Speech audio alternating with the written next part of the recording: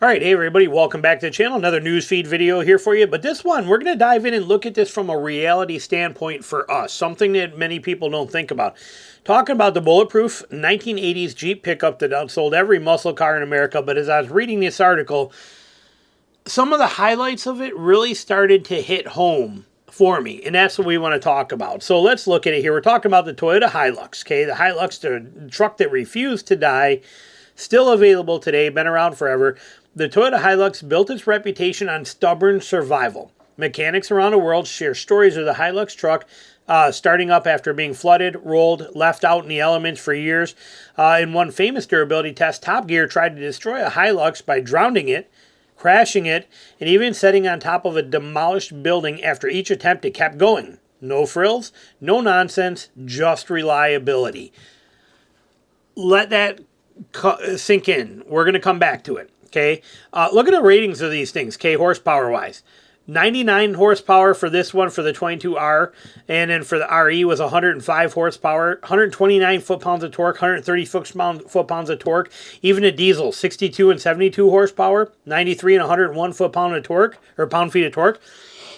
That's, no American would buy this. Okay, well, I don't say no, but the market would laugh at this today. Okay, they call Jeeps and Frontiers underpowered. They call V6s and midsize underpowered today. Like I said, it's just unbelievable how disconnected Americans are when it comes to the power thing. I would buy this truck in a heartbeat all day long, without fail, without question. But it says right here, the unkillable tag wasn't just a gimmick. Farmers, overlanders, aid workers still choose the 1980s Hilux model when they need something they can truly depend on. The basic mechanical layout means that it's easy to fix with hand tools, and the lack of fragile electronics is a huge plus in remote areas. It was made to survive, not to impress. Coming back to this stuff, from 1983 to 1985, the Hilux outsold every sports car in the United States. It wasn't glamorous, but it got the job done and people noticed. Okay, you see this here, how we said outsold every sports car in the U.S. Okay, it was available here. Sorry, making a ton of videos today.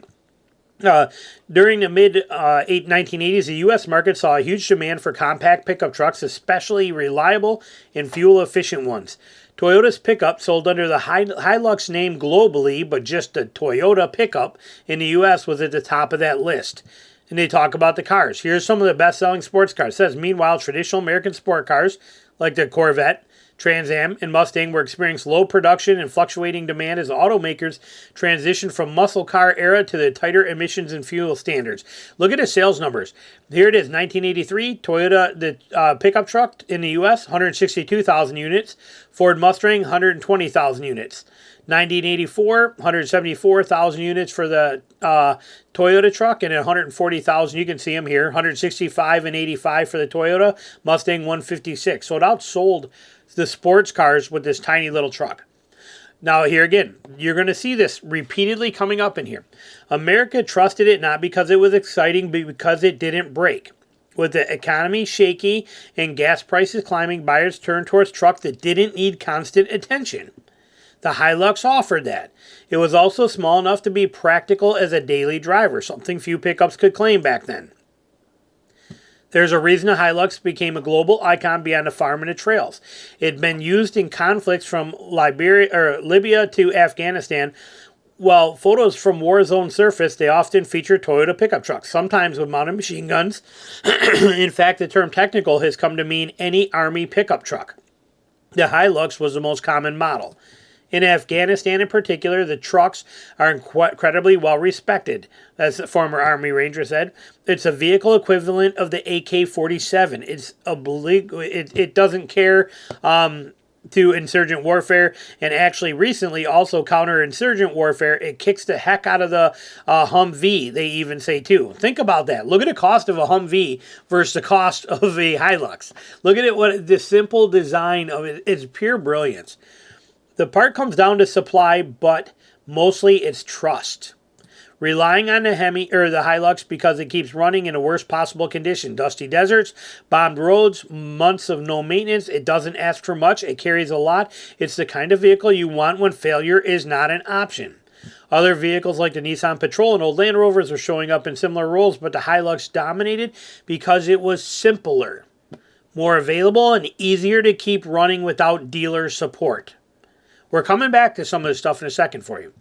It's rare to hear a Hilux, or it's not rare to hear of a Toyota Hilux crossing 300,000 miles, but a few have even passed the 1,000,000-mile mark and are still running.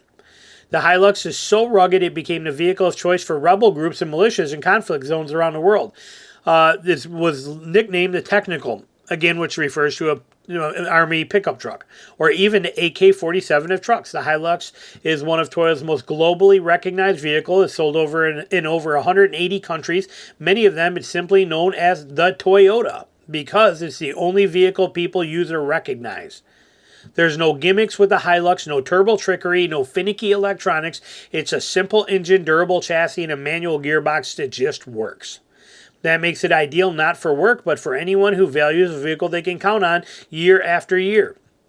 But what makes the Hilux so special is it achieves this with less attention, less cost, and far less fanfare. Overlanders. Today, overlander people who travel across the country in 4x4 still trust the Hilux more than most other trucks. Its solid axle, leaf springs, simple diesel engine make it great to repair and makes it easy to repair anywhere in the middle of nowhere. And unlike modern trucks overloaded with sensors, a Hilux keeps it old school and mechanical. That's a good thing when you're 500 miles away from the nearest shop. The Land Rover Defender, Cherokee XJ, the 70 Series Land Cruiser also deserve some respect in the overlanding world, but for many the Hilux is still king. Not for what it is, but for what it doesn't need. Let this sink in. What are we looking for here as we get into this time and day and age that we're in here in our market here in the United States? What is the things that we keep wishing we could get out of a truck? What is the things that we want, more so now than ever, that we had in the 80s right here? It was here, okay? Reputation built on stubborn survival, okay? You see right here, no frills, no nonsense, just reliability. Unkillable tag. Okay, people are using it. Easily fixed with hand tools, and the lack of fragile electronics is a huge plus. It's built to survive, not to impress. Right here. Especially reliable and fuel efficient ones. Where did I see it? Hang on here. Where was... America trusted it not because it was exciting, but because it didn't break. Okay, this is what we're looking for. This is all we ask for from manufacturers today. We want them affordable. We want it reliable. That's it. And we want to be able to work on it. This is what we're after. Slate's not this. No truck made in the U.S. today is this. Okay, it's the vehicular equivalent of an AK-47. Think about the power of that. Understand that. That's so big. Remember when ARs first were being used, they were dumping, or first brought into, into the desert areas like that. Soldiers were dumping them and grabbing the AKs and the mags from the AKs because they would run in those conditions where the ARs were constantly, they were locking up due to sand, and they're